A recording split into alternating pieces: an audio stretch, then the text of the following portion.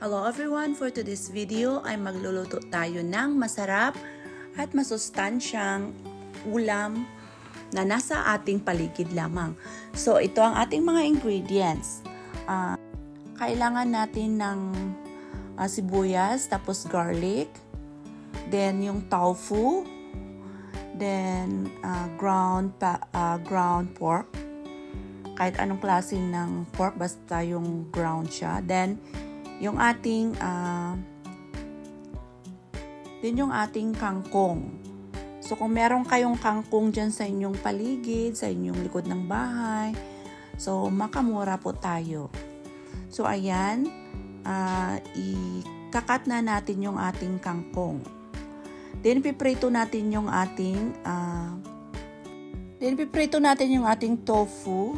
Yan, then i-slice natin pagkatapos.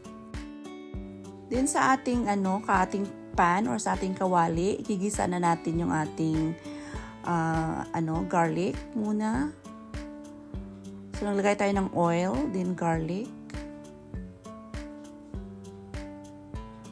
Then susunod natin yung ating sibuyas or yung ating onion.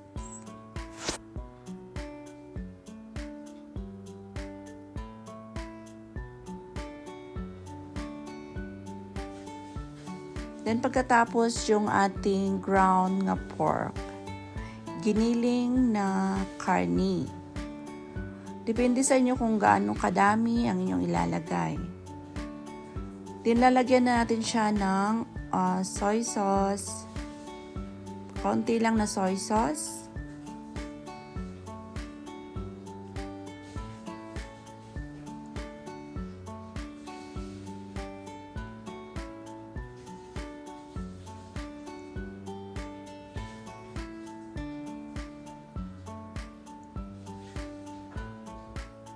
Then nilalagay natin yung ating kangkong.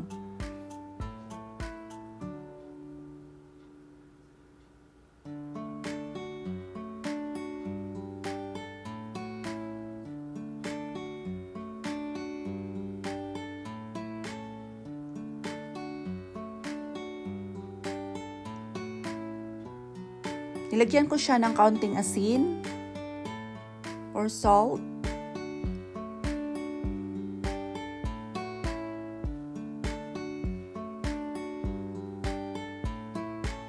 Then oyster sauce.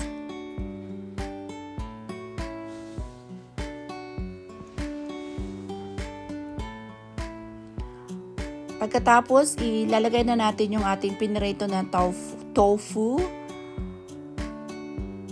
Tapos yung tofu, mga madam, is na-slice ko siya.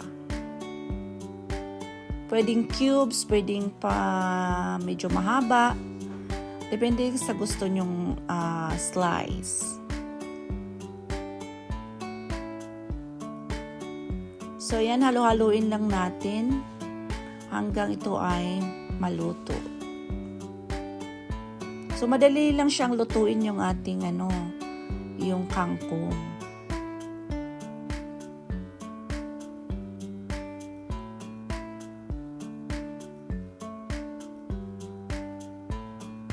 Kung meron kayong sili, pwede siyang lagyan para medyo maanghang-anghang siya.